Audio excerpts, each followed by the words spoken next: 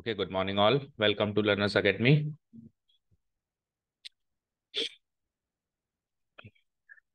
So today's topic is exercise number 7.8 of the new book. And if you are looking for this exercise in the old book, so you will see it in 7.9. तो जो 7.8 थी वो omitted हो चुकी है limit of ए सम वाली, तो इसलिए ये 7.8 ये बन गई है और पुरानी बुक में 7.9 है. Okay, the topic name is how to find the definite integrals by the basic method. Basic method से डेफिनेट इंटीग्रल मतलब स्टार्टिंग कैसे करें, है ना. बेसिक तरीका क्या है, देखो आप ध्यान दो कि इंटीग्रल देखो कितने छोटे छोटे जो पहली एक्सरसाइज में आए थे. तो इनडेफिनेट इंटीग्रेशन की पहली एक्सरसाइज है ऐसा मान लो आप, बस उसमें लिमिट्स लगा दी इन्होंने और उसको डेफिनेट इंटीग्रल बना दिया. That's it. तो आपको सरल तरीके से इंटीग्रल सॉल्व करना है. छोटे छोटे क्वेश्चन जल्दी सॉल्व जाएंगे. शुरू स्टार्ट करें. ओके, सो इसको करने के भी तरीके हैं, कुछ कुछ टेक्निक्स हैं जो जैसे जैसे वो क्वेश्चंस आते जाएंगे हम आपको बताते जाएंगे. जैसे पहला ही क्वेश्चन उठा रहे. Okay, here the given definite integral is here the given definite integral is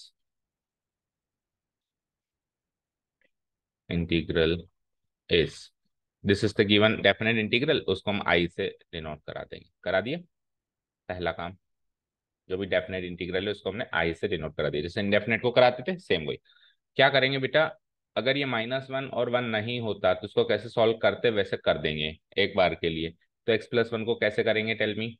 x+1 को इंटीग्रेट कैसे करेंगे विद रेस्पेक्ट टू x, बोलो. x, हाँ डायरेक्ट करो. ओके, x का इंटीग्रल क्या होगा, x² / 2 प्लस है तो 1 का इंटीग्रल क्या होगा विद रेस्पेक्ट टू x हो गया ना काम.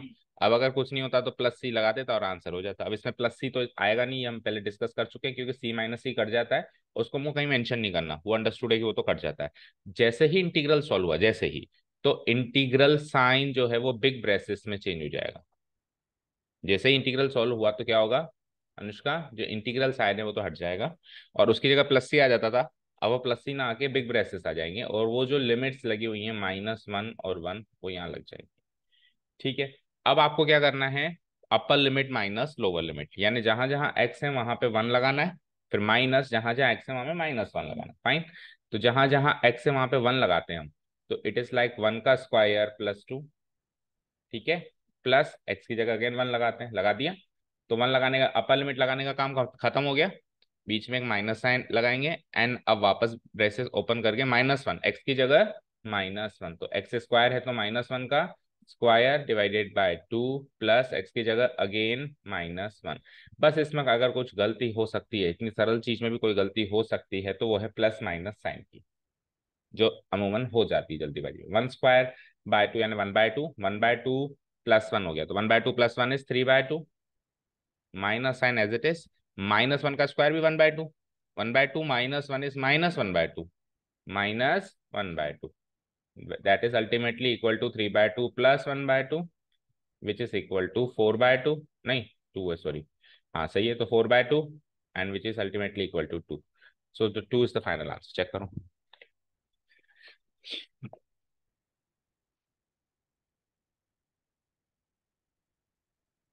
मैच हो गया. ओके. अब इसी में एक और तरीका देखो, इसी में एक और तरीका देखो. इंटीग्रल तक तो आपको करना ही करना है, x² / 2 + x, यहां तक तो आपको करना ही करना है. ठीक है. अब इसके आगे का दूसरा पैटर्न देखो. देखो हमने क्या किया, पहले पूरे एक्सप्रेशन में 1 डाला, फिर पूरे एक्सप्रेशन में -1 डाला, फिर दोनों का डिफरेंस कर दिया. एक तरीका ये. दूसरा तरीका ये है कि पूरे एक्सप्रेशन में 1 मत डालो, टर्म टू टर्म चलो. टर्म टू टर्म चलो, कई स्कूल्स में भी ऐसे पढ़ाया जाता है ना. दोनों तरीके सही है जिसमें आप कंफर्टेबल हो. टर्म टू टर्म कैसे चलेंगे, जैसे पहली टर्म क्या है, x² / 2.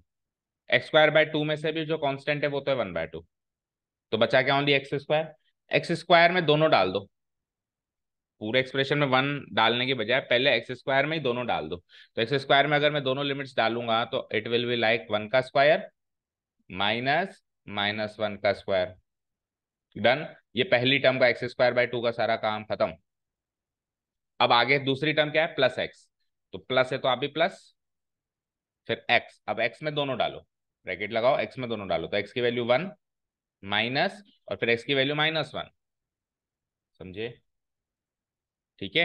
अब इसमें कंफ्यूजन ये होता है कि सर उसमें तो जो फॉर्मूला था उसमें तो बीच में माइनस साइन था, तो वो तो expression to expression minus sign था ना, यहाँ तो मैं टर्म टू टर्म चल रहा हूँ, तो टर्म टू टर्म तो बीच में प्लस साइन है ना, तो इसलिए प्लस आ रहा है। तो थोड़ा कंफ्यूजिंग है ये, लेकिन कई जगह कई स्कूल्स में ये मेथड पढ़ाया जा रहा है। एंड सेकंड थिंग, कई बार ये मेथड यूजफुल भी होता है, ऐसा नहीं है।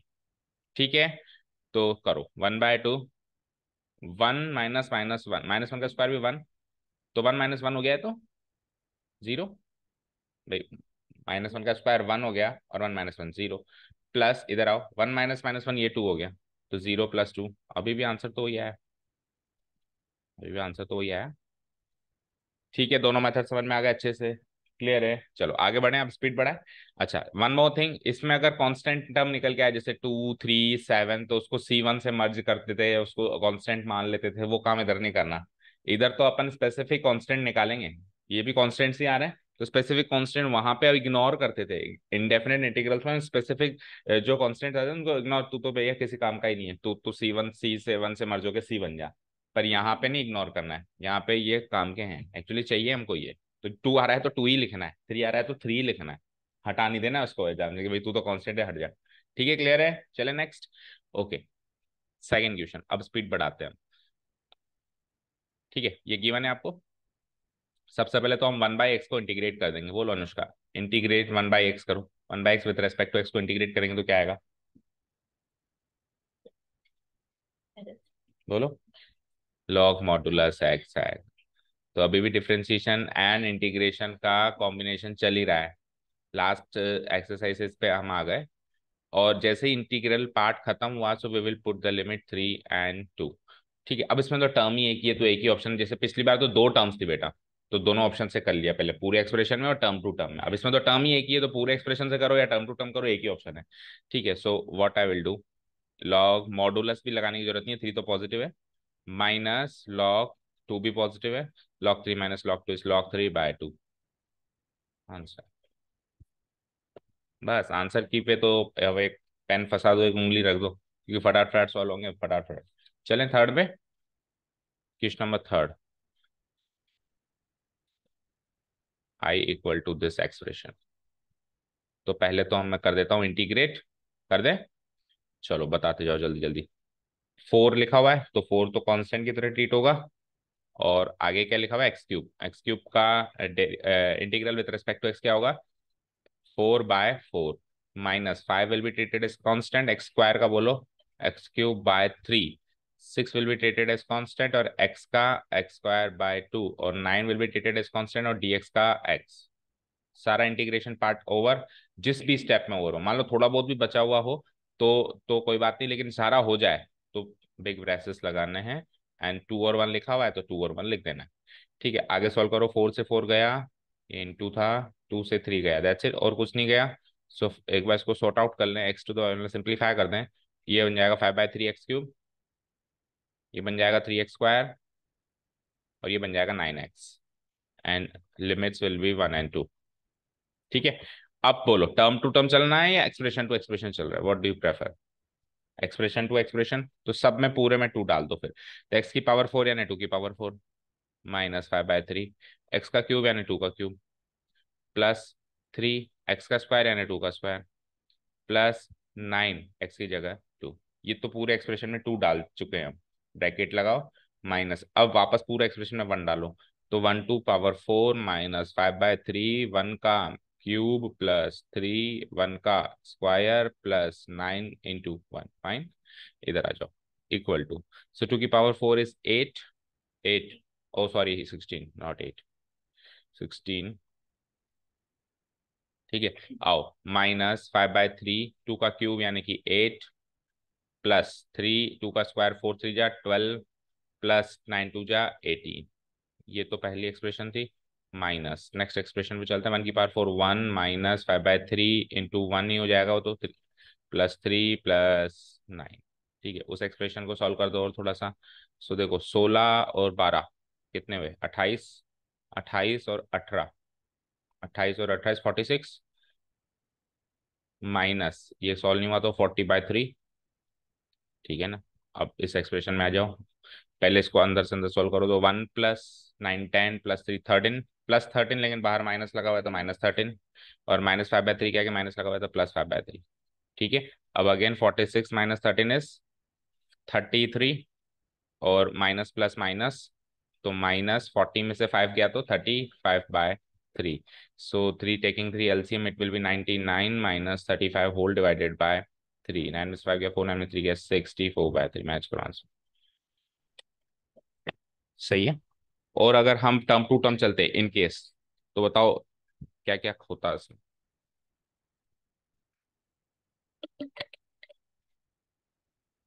जैसे पहली टर्म x⁴, तो x⁴ में हम रख देते हैं पहले 2 और 1। x⁴ में हम दोनों चीजें रख देते, 2 भी रख देते 1 भी रख, तो क्या हो जाता है 2⁴ - 1⁴। पहली टर्म का काम खत्म। दूसरी टर्म के बीच में माइनस साइन है, आपने भी लगाया माइनस साइन, कांस्टेंट भी बाहर निकाल दिया, ये लो साम। अब क्या बचा x3, तो x3 में 2 और 1 लगाओ, तो 2³ - 1³। ठीक है, फिर अगली टर्म आ जाओ +3x², तो +3 बाहर, x² में 2 और 1 लगाओ, तो 2 का स्क्वायर - 1 का स्क्वायर। लास्ट टर्म 9x का भी 9 बाहर लो, अब x में 2 और 1 लगाओ, तो 2 - 1। इसको सॉल्व करते तो भी कोई आंसर आता। ठीक है, समझ आया, कोई डाउट नहीं।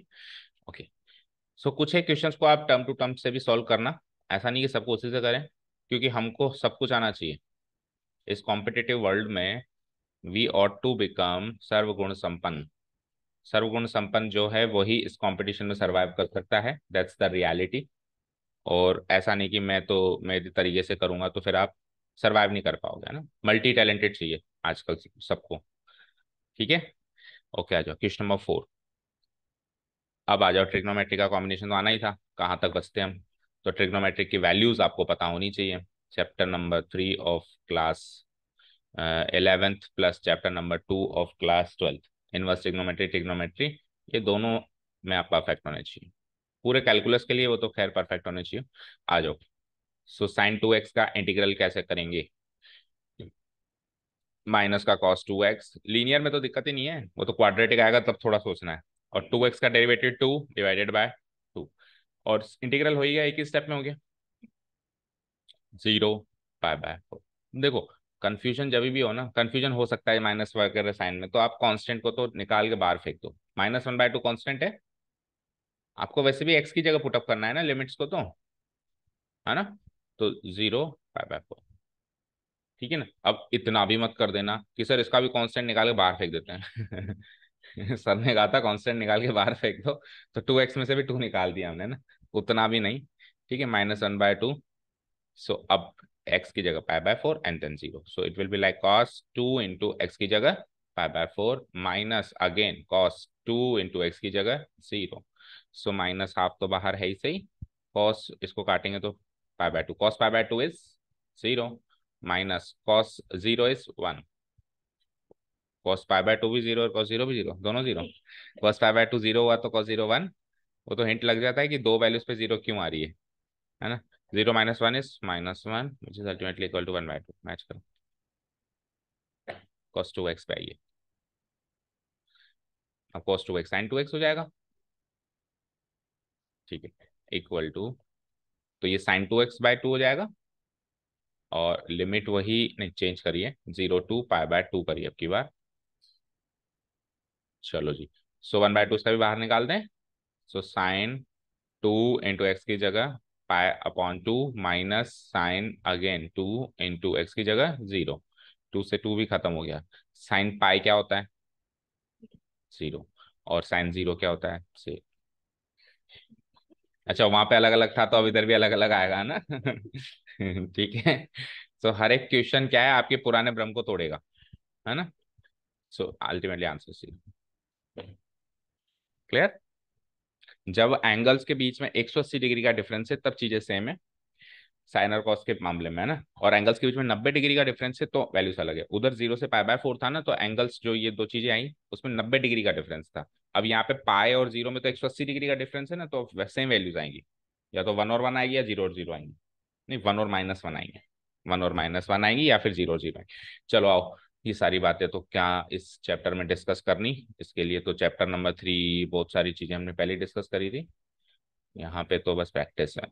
आइए, e⁴x का इंटीग्रल क्या होता है? Tell me. E to the power x, खत्म। 5 to 4। So what I will write, x की जगह 5 रखना है, ई की जगह मत रख देना, एक्स की जगह ई की पावर 5, ई की पावर, वैसे तो सॉल्व हो गया बट मोस्ट सिंप्लीफाइड फॉर्म क्या होगी इसमें, ई टू द पावर 4 कॉमन ले लें, क्या बचा, E-1। डन। देखो सही है। चलें आगे, कोई कंफ्यूजन हो रहा है? Okay, question number 7। यकीन नहीं हो रहा इतना सरल कैसे आ रहे हैं? ठीक है, मजा आ रहा है। क्वेश्चन नंबर 7 देखो। तो बस डेफिनेट इंटीग्रेशन का तड़का इसमें लगाते हैं, बाकी तो फर्स्ट एक्सरसाइज है ये इंटीग्रेशन चैप्टर की। अनुष्का 10x का इंटीग्रल बताओ जल्दी से,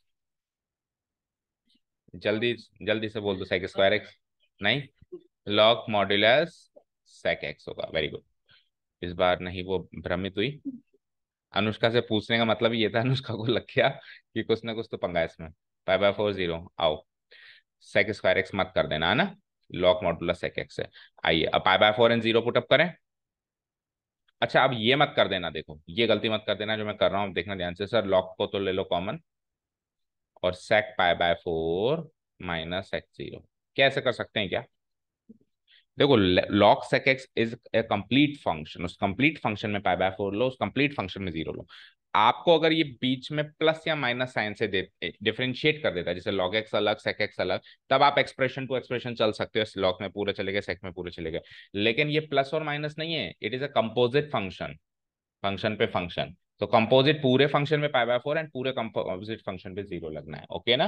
और अगर प्लस आ जाता तो वो अलजेब्रा ऑफ फंक्शंस होता, वो क्या होता? अलजेब्रा। अलजेब्रा में स्प्लिट हो सकता है, कंपोजिशन में स्प्लिट नहीं हो सकता है। So this is the wrong method. हम क्या करेंगे, log sec π/4 कंप्लीट एक फंक्शन है, then minus log modulus sec 0 complete एक फंक्शन है, ऐसे सॉल्व करना है। चलिए, तो sec π/4 क्या होता है? cos π/4 is 1/√2। cos π/4 is 1/√2, not 1/2। तो 1/√2 तो √2 होगा ना। लॉग मॉड्यूलस, अब मॉड्यूलस भी क्या लगाना, √2 पॉजिटिव है, तो लॉग √2 माइनस सेक 0, cos 0 का उल्टा, 1 का उल्टा 1, so log 1। So log √2 minus log 1 is log √2/1, which is ultimately equal to log √2। Log √2 को भी फर्दर कैसे सॉल्व कर सकते हैं, देखो लॉग √2, तो √2 को मैं लिख सकता हूँ 2 की पावर हाफ, लॉग का डंडा लगा हुआ है तो half, half log. This is the most simplified form. और वैसे log √2 में भी कुछ खास बुराई तो नहीं है, but it's better to solve in the most simplified form. तो हाफ log 2 दे रखा है पीछे। चलें आगे, क्वेश्चन नंबर 8। 7th भी हो गया हमारा ऐसे ही बहाने चलते चलते। आज क्लास नहीं है तो टाइम तो काफी हो गया। अच्छा, आज का टाइम चेंज है। Okay, what's the time for today? तो उसका कारण? अच्छा, तो आप लोग आराम कर रहे हो, तो उसका मतलब सर और आप उसका फायदा उठा के आराम कर रहे हो, मतलब आप तो आ गए, सर आराम कर रहे हैं। ओके ठीक है, तो आ जाइए, इंटीग्रल π/4 π/6 cosec x। सो cosec x का इंटीग्रल बता दो आप तो।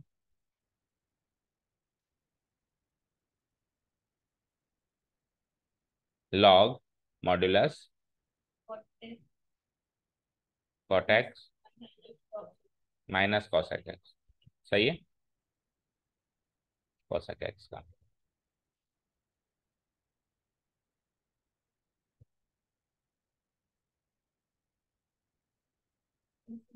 सही है, ओके सही है, सही है। π/4 एंड π/6। चलो, अब अगेन देखो, लॉग इस पे कंपोजिशन की तरह लग रहा है, so we can not split it by term, है ना? बीच में प्लस माइनस होता तो टर्म बाय टर्म चल जाता, अभी तो आपको पूरे से पूरा ही लगाना पड़ेगा। ठीक है, so log modulus cot x की जगह पहले π/4 लगेगा, दोनों जगह, इस एक्स और इस दोनों की जगह π/4 लगेगा, तो π/4 minus cosec π/4 modulus close, then we will put a minus sine, log modulus cot π/4, sorry 6, π/4 तो हो गया 6, देन माइनस कोसेक π/6। ठीक है, डन।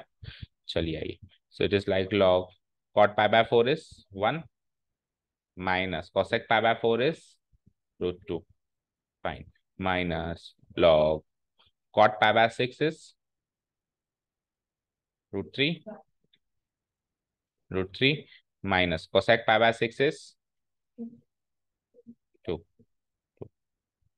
ठीक है, okay, log a minus log b लगा दें इसमें, so it is like 1 minus √2 divided by √3 minus 2. Okay, so one of the answer can be this, and if we want to rationalize this, तो rationalize कैसे करेंगे हम इसको, log modulus 1 minus √2 divided by √3 minus 2, conjugate से multiply करते हैं, denominator को rationalise करेंगे तो, सो √3 minus 2 का कॉन्जुगेट इज √3 plus 2, नीचे भी ऊपर भी, आगे सॉल्व करें तो it is like log modulus, so 1 minus √2 into √3 by 2 कर दो, 1 into √3 1 into 2 2 minus √2 into √3 minus √6 and minus √2 into 2 minus 2 √2 और डिवाइडेड बाय नीचे √3 का स्क्वायर 3 और 2 का स्क्वायर 4, तो 3 minus 4 minus 1. ठीक है, -1 से कंप्लीट को डिवाइड करना, ऊपर वाले के सबके साइन बदल दो. अच्छा, ऊपर से कुछ सॉल्व भी हो रहा है, कहाँ हो रहा है, ना तो √3 √6 से सॉल्व होना, ना √6 √2 से सॉल्व होना, ना 2 से सॉल्व होना, सबके साइन बदल दो बस, है ना. सो पॉजिटिव यानी जैसे -2 √2 पॉजिटिव है, लॉग लगा दो, -2 √2 नेगेटिव है तो पॉजिटिव हो जाएगा, -√6 नेगेटिव है तो पॉजिटिव हो जाएगी, और √3 नेगेटिव हो जाएगा और 2 भी नेगेटिव हो जाएगा. This will be the final answer.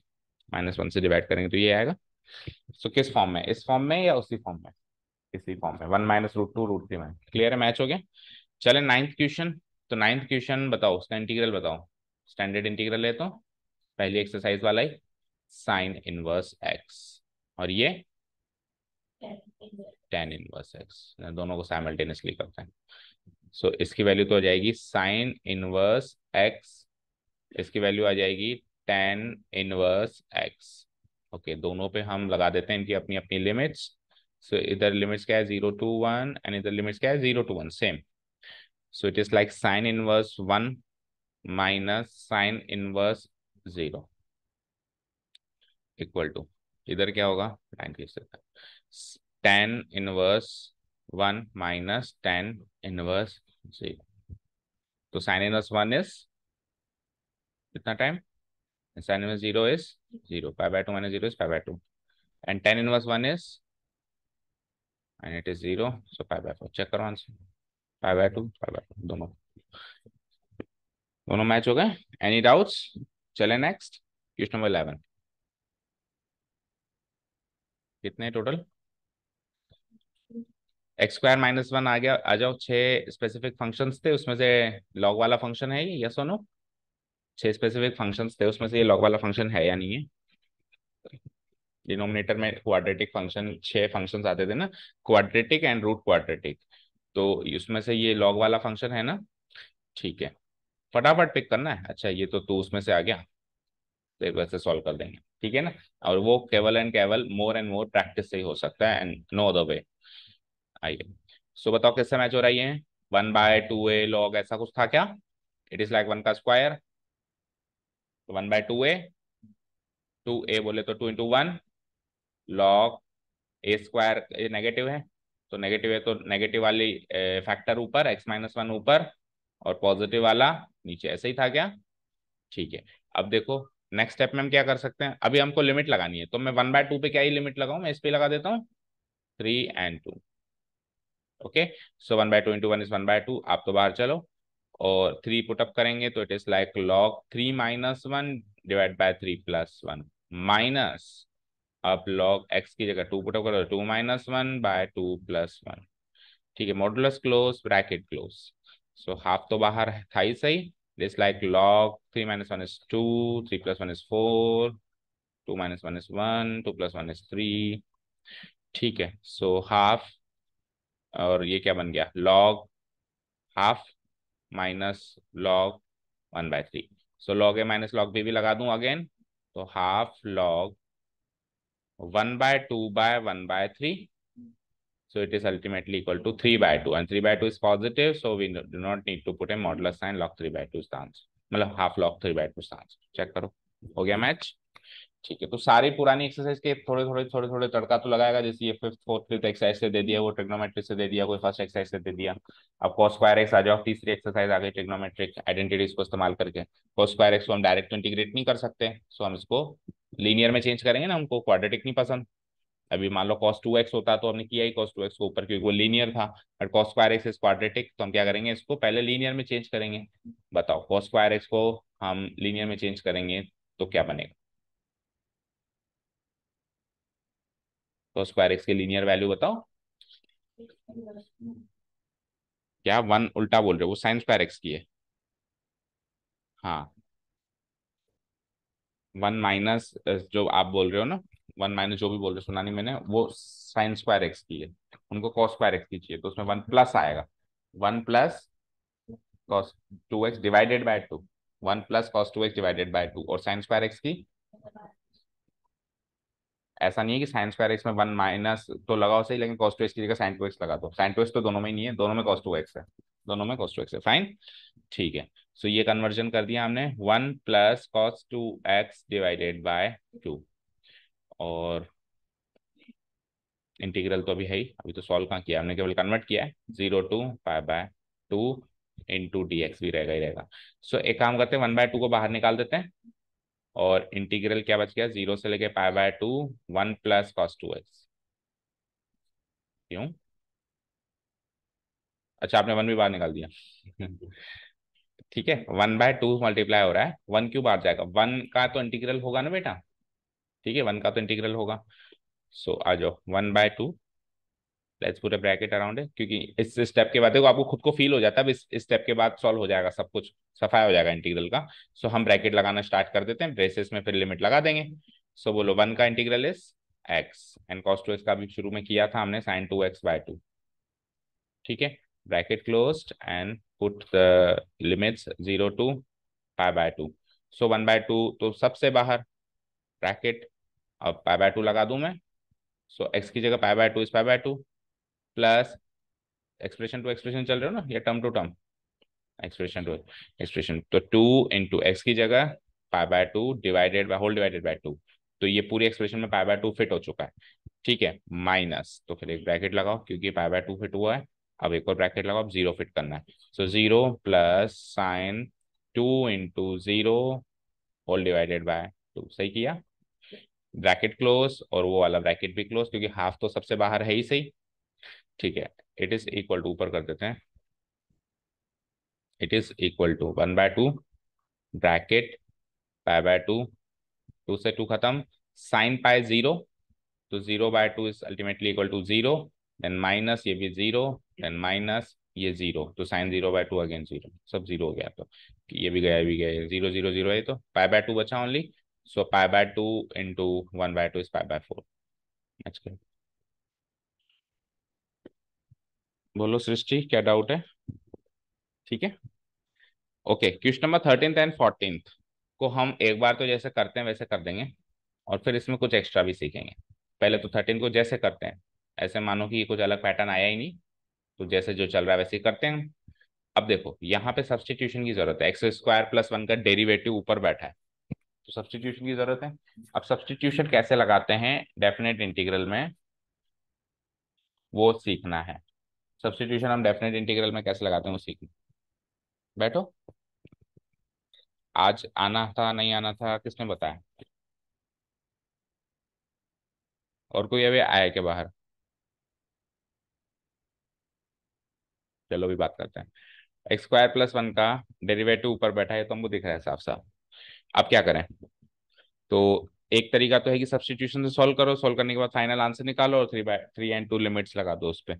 तो वो तरीका बता रहा हूँ मैं, बेसिक तरीका वही है। हम क्या करेंगे, ये तो ओरिजिनल क्वेश्चन है, हम इनडेफिनेट इंटीग्रल मान लेंगे इसको I1। I1 इनडेफिनेट इंटीग्रल मान लेंगे, उसमें लिमिट विमिट नहीं लगाएंगे हम, x d x divided by x²+1। मतलब इसको हम डेफिनेट इंटीग्रेशन से एक बार इनडेफिनेट इंटीग्रल I1 मान लेंगे, उसको फर्दर जितना भी सॉल्व होना समझ, फिर वापस उसको उधर ले जाएंगे और 3/2 लिमिट्स पुट अप कर देंगे। एक तरीका तो ये है ना, और ये बेसिक तरीका है। ठीक है, आइए, तो अब इसको सॉल्व करना है अपने को, उसको भूल जाओ एक बार। इसको सॉल्व करना है, मतलब इनडेफिनेट इंटीग्रल सॉल्व करना है। वापस हम सेकंड एक्सरसाइज पे आ गए, सेकंड या थर्ड जो भी है ना, क्या करेंगे। जिस पे लिमिट ना हो इंडेफिनेट। सिंपल सी बात है, लिमिट अभी तक नहीं थी तो सारे इंडेफिनेट थे ना, अभी लिमिट आ गई तो ये डेफिनेट है। तो इसको एक बार इंडेफिनेट की के अप्रोच से सॉल्व कर देंगे। सो उसके लिए हम क्या करते हैं, एक्स स्क्वायर प्लस वन को टी ले लेते हैं। Let x square plus one be t. So differentiating both sides with respect to x we get two x d x equal to t का d t. So x d x equal to d t by to.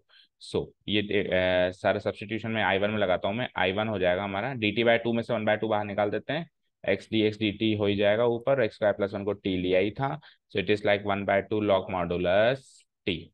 और T की value को D substitute कर दें तो one by two log modulus T की value को D substitute करें तो x square plus one, x square plus one वैसे भी पॉजिटिव होगा तो मॉडुलस भी हटा सकते हैं। ये तो तब होता जब हमारा इंडेफिनेट इंटीग्रल हो, लेकिन हमारे पास तो डेफिनेट इंटीग्रल है, तो फिर मैं एक लाइन लिखूंगा, ये इंडेफिनेट इंटीग्रल की वैल्यू है तो डेफिनेट इंटीग्रल जो आई रखा हुआ है उसकी वैल्यू क्या होगी, उसकी वैल्यू यही होगी लिमिट के साथ, उसकी वैल्यू यही होगी लिमिट के साथ। तो वन बाय टू में बाहर रख दूं और log x square plus one पर मैं लिमिट लगा दूंगा थ्री एंड टू। समझ आया, कोई कांस्टेंट को बाहर रख दिया और जो वेरिएबल पार्ट है उसमें मैंने लिमिट लगा दी। ठीक है, तो वन बाय टू, अब आ जाइए log x square plus one gives me three square plus one minus log to square plus one bracket close. Okay, so one by two, what is three square plus one is nine log ten minus two square plus one is four plus one five log 5, log 10 minus log 5 is 1 by 2, log 10 by 5, 10 by 5 is 2, so half log 2 is the answer। Check करो एक बार, आ गया, आ गया। अब ये तो था पहला basic तरीका। अब जो दूसरा एडवांस तरीका है वो एक्चुअली अगली एक्सरसाइज में है, लेकिन मैं तो इधर से शुरू कर देता हूँ क्योंकि आगे पीछे वही काम में लेना है। ठीक है, शुरू करें उसको। उसमें कैसे करेंगे हम, देखो उसमें हम ऐसे करेंगे बच्चे, हम अलग से इंडेफिनेट इंटीग्रल में नहीं लेके जाएंगे इसको, जैसा है वैसे ही रखेंगे, उसी में एक्स स्क्वायर प्लस वन को टी ले लेंगे। दैट मीन्स ये पार्ट नहीं करना, ये पार्ट नहीं करना हमको, है ना, सीधे x square plus one T कर ले लेना, आई वन तो कुछ है ही नहीं, है ना, टू एक्स डी टी हो गया, एक्स डी टी बाई ये पार्ट कर लेना, सीधे ये पार्ट कर लेना। अब अब अपन आई को चेंज करेंगे, किसको चेंज करेंगे, आई। तो आई जब हम चेंज करेंगे, भाई आई वन तो है ही नहीं वहां पे, आई है, जो भी है वो आई है ना। नेक्स्ट पेज पे करता हूँ, चलो मैं सारा काम चलो इधर ही समझने की कोशिश करो, नेक्स्ट पेज पे नहीं चलते हैं। आई वन तो है नहीं, जो भी है वो आई है, हाफ लगा दिया मैंने डी टी बाई टी। तो जब आई से आई वन चेंज हुआ ही नहीं तो फिर तो ये अभी भी डेफिनेट इंटीग्रल है, इंडेफिनेट इंटीग्रल पे तो हम गए नहीं, तो डेफिनेट इंटीग्रल है तो लिमिट लगानी पड़ेगी हमको। तो हम क्या कर देंगे, यहाँ पे थ्री और टू लिमिट लगी हुई है, तो हम क्या लग देंगे, थ्री और टू लिमिट लगा देंगे, और ये हमारी सबसे बड़ी गलती होगी। क्यों, देखो थ्री और टू लिमिट थी एक्स के हिसाब से, हमने पूरे एक्सप्रेशन को टी में बदल दिया, तो एक्स और टी तो डिफरेंट है ना, टी की value x square plus one है, टी की वैल्यू क्या है, एक्स स्क्वायर प्लस वन, और एक्स की वैल्यू थी थ्री और टू। तो आप टी की वैल्यू थ्री और टू कैसे रख रहे हो, तो एक्स की वैल्यू थी, समझ गए। तो यहाँ पे लिमिट्स को भी चेंज करना पड़ेगा, क्या करना पड़ेगा, लिमिट्स को भी चेंज। वो कैसे करते हैं सर, वो ऐसे करते हैं, देखो इधर एक्स की वैल्यू पहले थ्री रखते हैं, तो टी की वैल्यू क्या आती है वो निकालो। तो x की वैल्यू थ्री रखोगे तो थ्री रखो यहाँ पे, थ्री का square plus one nine, nine plus one ten, तो t की वैल्यू टेन। अब दूसरी लिमिट क्या है, टू, तो x की वैल्यू अगर टू रखते हैं तो टू रखो वहां पे, टू का square four plus one five, तो t की वैल्यू फाइव। तो नई लिमिट हमारी टेन टू फाइव होगी क्योंकि एक्सप्रेशन t में चल रहा है, टेन टू फाइव, ना कि थ्री से लेकर टू, टेन टू फाइव। समझ आया। तो अब अपन क्या करेंगे, जब अपन ने टी में सॉल्व कर दिया तो वापस टी को एक्स में कन्वर्ट करने की जरूरत नहीं है, अब बस टी की जो वैल्यूज आ रही है वो पुटअप कर दो। कैसे पुटअप कर दो, हाफ तो खैर बाहर रहेगा ही रहेगा, कांस्टेंट टर्म है, हाफ तो खैर बाहर रहेगा ही रहेगा, कांस्टेंट टर्म है, लॉग टी की वैल्यू टेन लगाओ माइनस टी की वैल्यू फाइव लगाओ, जो कि अल्टीमेटली देखो इससे मैच हो गया, तो आंसर आपका फाइनली आ जाए। This is the advance method. फिर से सुनो, हमने क्या करा, एक्स की फॉर्म में आंसर था, उसको हमने क्या करा, पहले टी की फॉर्म में चेंज किया, टी की फॉर्म में चेंज किया, इंटीग्रेट किया, इंटीग्रेट करके हमने उसको वापस एक्स की फॉर्म में कन्वर्ट किया, और फाइनली एक्स की फॉर्म की लिमिट जो भी थी कॉपी पेस्ट कर दी। This is the long method और नॉट सुटेबल मेथड। अब सुटेबल मेथड क्या है, आप टी की फॉर्म में कन्वर्ट करो, टी की फॉर्म में जैसे ही कन्वर्ट करो तो आप लिमिट्स को भी चेंज कर दो, और फिर जब आप इंटीग्रेट कर रहे हो तो टी को दोबारा एक्स में कन्वर्ट करने की जरूरत नहीं है, क्योंकि आज की तारीख में आपके पास टी की लिमिट्स हैं 10 और 5। समझ आएगा क्या? हाँ बताओ। हाँ हाँ, जिस पार्ट पे अपन सब्स्टिट्यूशन कर रहे हैं उस पार्ट पे अपने को लिमिट्स भी सब्स्टिट्यूट करनी है उसी जगह पे। और फिर जब अपन इसको टी में कन्वर्ट कर रहे हैं ना, जब तो टी में कन्वर्ट करते ही जो लिमिट्स है वो भी कन्वर्ट हो गई। अब आपने इंटीग्रेट किया टी की रेफरेंस में, तो टी को जो एक्स में बदलने का प्रोसेस था वो करने की जरूरत नहीं है। टी की लिमिट्स है हमारे पास, उसी में टी की लिमिट्स ही डाल देनी है 10 और 5। एक तो टी को एक्स में बदलो और फिर एक्स की लिमिट्स डालो, एक हमने डायरेक्ट टी की लिमिट्स ही निकाली, अब सीधे टी की लिमिट्स ही डाल दो। ये पार्ट एक्चुअली अगली एक्सरसाइज का पार्ट है, लेकिन आगे फिर पूरी सब्स्टिट्यूशन में हमको वही करना है। डेफिनेट इंटीग्रेशन बाय सब्स्टिट्यूशन है अगला टॉपिक, तो सब्स्टिट्यूशन का इक्वेशन आ गया, तो उसमें भी वैसे ही करना है। समझ आया अच्छे से? क्लियर है? ए के 14 करके बताओ उसी मेथड से, मतलब डायरेक्ट मेथड से करके बता सकते हो। टाइम हो गया क्या? आ गए क्या सर? देखना नहीं आया। ओके, चलो देखो। सो आई ये लगा दिया हमने। सो देखो 5x² का डेरिवेटिव 10x होता है, तो 2x दिख गया, तो यानी कुछ तो पार्ट है ऊपर, है ना, कुछ पार्ट है। तो लेकिन 3 का क्या करोगे, तो पहला काम तो इसको अलग अलग कर दो, इसको ऐसे अलग अलग कर दो, वो तो करना ही पड़ेगा। सब्स्टिट्यूशन तो केवल इस पार्ट में लगेगा ना, 3 वाले में क्यों लगेगा? सब्स्टिट्यूशन तो केवल इस पार्ट में लगेगा, तो इसको अलग अलग करके इस पार्ट में सब्स्टिट्यूशन करो, उधर तो डायरेक्ट फॉर्मूला लगेगा उन 6 में से। ठीक है ना? तो अलग अलग कर रहा हूँ, तो it is like 0 to 1 2x divided by 5x² plus 1। और उसमें से भी 5x² का डेरिवेटिव 10x होता है, ऊपर तो 2x है, तो 2x तो किसी काम का ही नहीं है ना, अगर 10x होता तो काम का होता। तो मैं इसका 2 भी बाहर निकाल देता हूँ, बोलो कोई चीज नहीं समझ में आई हो तो। अगर वो डायरेक्ट काम का होता है तो अंदर रखते हैं, जैसे 10x होता है तो रखते हैं, लेकिन जब 2x किस काम का, वैसे भी x dx निकालना पड़ेगा आपको, तो x ही रखें अंदर, इंटू dx। ये पहला डेफिनेट इंटीग्रल, प्लस दूसरे डेफिनेट इंटीग्रल में 3 बाहर निकाल दो, है ना, और बचा क्या, dx divided by 5x² plus 1। और लिमिट वही 0 to 1, इसकी लिमिट भी 0 to 1, इसकी लिमिट भी 0 to 1। चलें आगे, 2 को तो रख देते हैं बाहर। अब देखो इसमें तो सब्स्टिट्यूशन चलेगा, इसमें डायरेक्ट चलेगा, इसमें सब्स्टिट्यूशन इसमें डायरेक्ट। तो इसका सब्स्टिट्यूशन सॉल्व करता हूँ एक बार में। तो let 5x² plus 1 be t. So differentiating both sides with respect to x, we get 2 5 जा 10x 10x dx equal to dt। तो हमको तो x dx की वैल्यू चाहिए, so it is like x dx equal to dt by 10। मैंने क्या कहा, लगे हाथ लिमिट्स भी सॉल्व करो। तो व्हेन हमारे पास लिमिट क्या है x की, 1 और 0, तो x equal to 1 and x equal to 0, ये दो लिमिट्स हैं। तो यहाँ से t की वैल्यू भी निकाल लो, तो t क्या होगा, तो आप x की जगह 1 पुटअप करो या t की वैल्यू में। तो टी की वैल्यू में जैसे मैं एक्स की जगह 1 पुट करूंगा, 1 का स्क्वायर 1 5, तो टी की वैल्यू 6, अपर लिमिट 6 आ गई। जो कल तक अपर लिमिट 1 थी, आज वो अपर लिमिट टी की फॉर्म में 6 आ गई। अब आप 0 पुटअप करो, तो 0 0 प्लस 1 1, सो टी की वैल्यू 1 आ गई। ठीक है, अब ये सब्सटीट्यूशन तो केवल इस पार्ट में चलेगा, उसमें तो 1 और 0 ही रहेगा, क्योंकि उधर तो सब्सटीट्यूशन की जरूरत ही नहीं है, समझे? तो फाइनली मेरा आई क्या होगा, कन्वर्ट करूं मैं, देखो इधर कन्वर्ट कर रहा हूँ। सो आई इक्वल टू, देखना ध्यान से, 2 तो बाहर था ही सही, इंटू dt/10 का 1/10 भी बाहर आ गया, dt/10 का 1/10 भी बाहर आ गया, इंटीग्रेशन 1 to 0, आज की तारीख में 6 to 1 है। समझ आया? लिमिट्स कन्वर्जन समझ में आया? और एक्स डी एक्स को dt लिख ही दिया, एक्स डी एक्स को dt लिख ही दिया, और डिवाइडेड बाय नीचे वाले को t ले ही लिया। ये तो फर्स्ट एक्सप्रेशन हो गया, फर्स्ट इंटीग्रल हो गया। प्लस अब अगले इंटीग्रल में हमको क्या करना है, 3 तो मैंने बाहर लगा दिया, चलो 3 तो मैंने बाहर लगा दिया, और अब इसको मैं क्या लिख सकता हूँ, 5 को बाहर निकालना पड़ेगा, तो 3/5 बाहर ले लो। इंटीग्रेशन 0 to 1 तो 0 to 1 ही रहेगा, dx डिवाइडेड बाय 5x² को 5 से डिवाइड किया तो x², प्लस 1 को 5 से डिवाइड किया तो 1/5, और 1/5 को लिख सकते हैं अपन 1/√5 का स्क्वायर। तो 10 इनवर्स वाली आइडेंटिटी बन गई है उन 6 में से। चलें आगे सॉल्व करें। तो 2 × 1/10 इज 1/5, और dt/t का जो इंटीग्रेशन होता है लॉग मॉडुलस टी, और लॉग मॉडुलस टी पे लिमिट होगी 6 से लेकर 1, या 1 से लेके 6, 1 to 6, लोअर टू अपर बोलते हैं ना, 1 to 6, प्लस अगले वाले एक्सप्रेशन में 3/5, और इसको सॉल्व करो तो 1/a, 1/a, तो 1/a को भी 3/5 के साथ बाहर निकाल दो। 1/a, ए क्या है, 1/√5, ठीक है। tan 1 x/a, x/a, 1/√5, और अब आप लिमिट जो लगाओगे क्या, 6 to 1, वो इस पार्ट पे लगाओगे।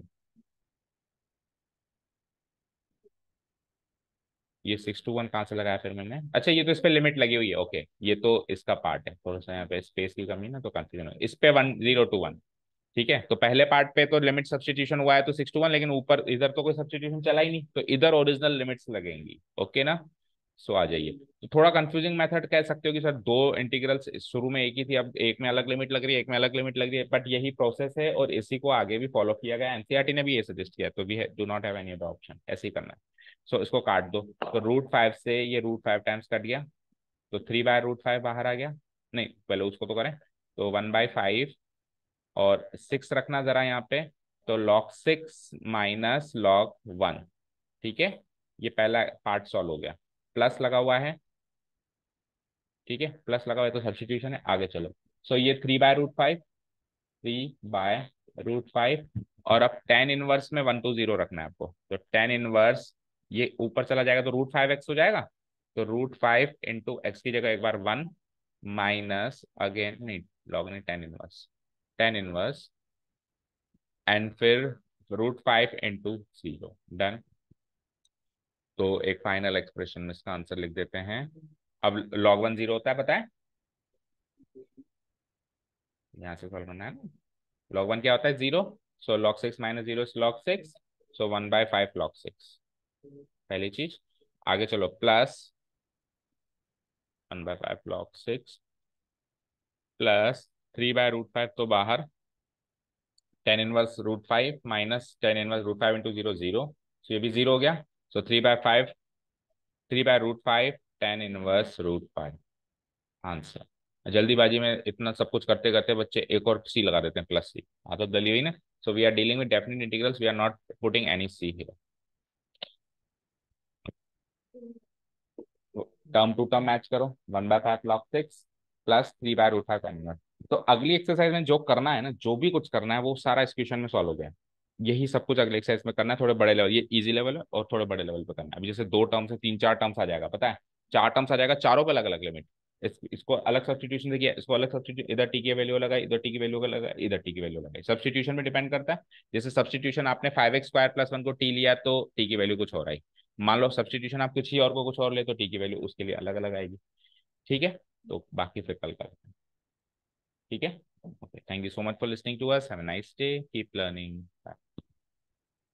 क्लास 11th आइए एक बार, तो आपसे चर्चा करें।